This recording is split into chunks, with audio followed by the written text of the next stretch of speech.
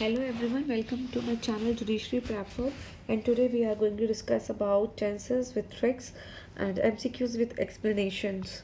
So we have certain keywords which we have to identify to see whether the sentence is present simple, present continuous or present perfect and so on.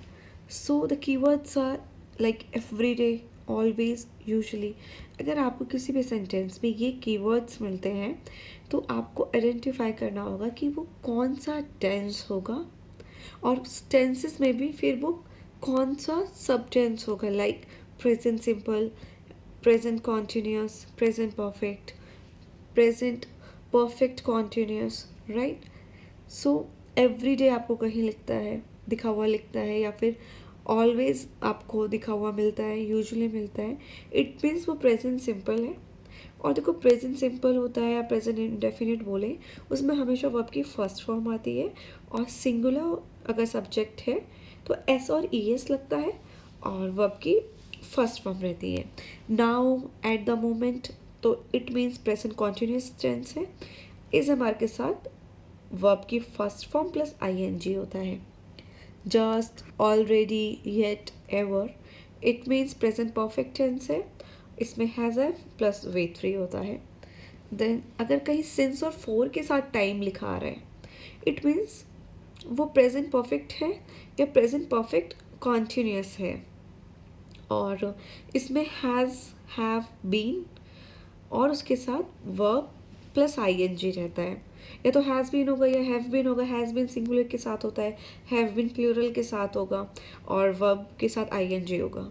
और yesterday, last week या अगो है किसी भी sentence में, it means वो past simple, past indefinite tense है. इसमें आपको डायरेक्ट वर्ब की सेकेंड फॉर्म लगानी है.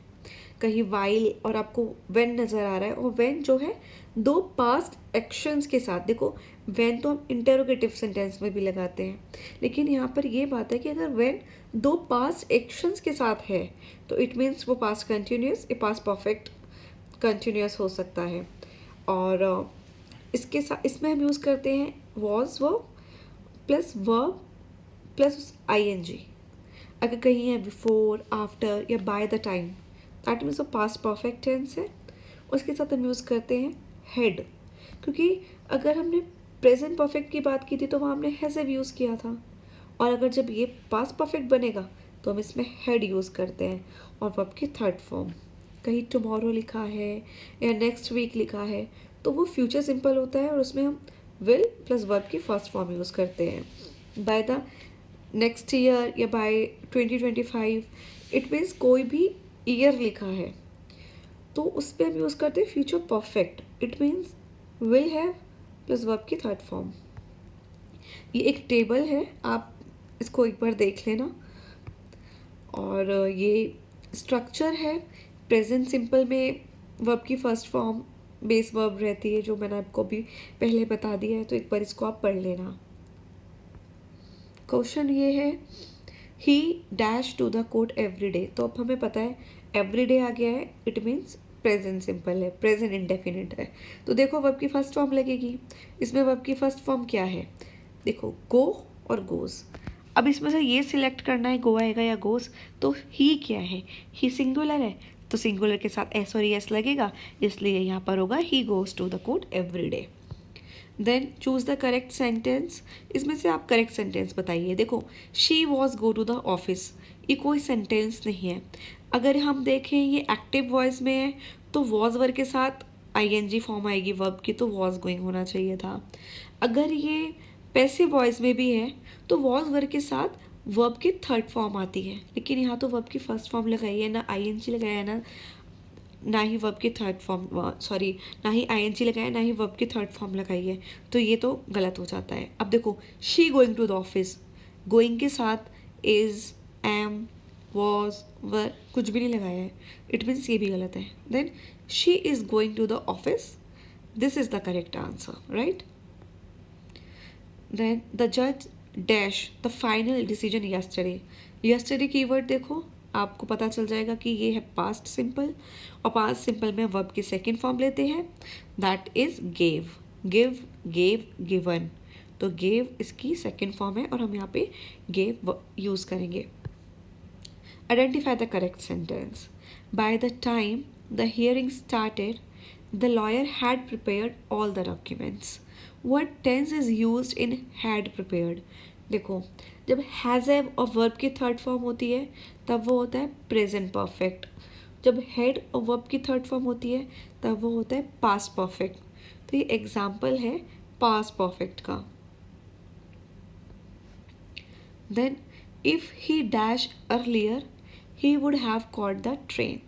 देखो, ये जो इफ़ वाले सेंटेंसेस होते हैं, जो कंडीशनल सेंटेंसेस होते हैं, इफ़ की बात हम तब करते हैं जब कोई ऐसी कंडीशन है या तो जो हुई नहीं है, या इमेजिनरी है, या अनरियल है. तो यहाँ पर ये है कि अगर वो जल्दी निकलता तो वो ट्रेन पकड़ लेता.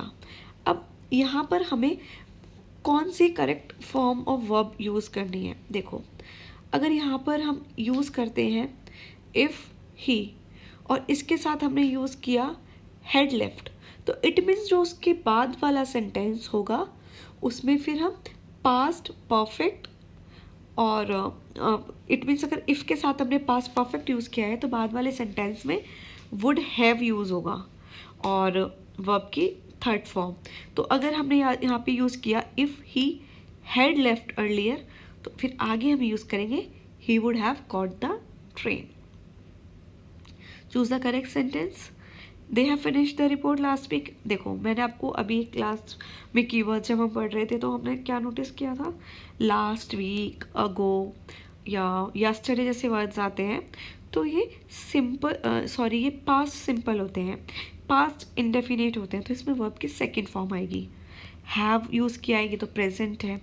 हैड फिनिश्ड यूज़ किया है तो ये पास्ट परफेक्ट है, ये भी गलत है. They finish the report last week, ये ठीक है क्योंकि यहाँ पे फिनिश्ड वर्ब की सेकेंड फॉर्म यूज़ की गई.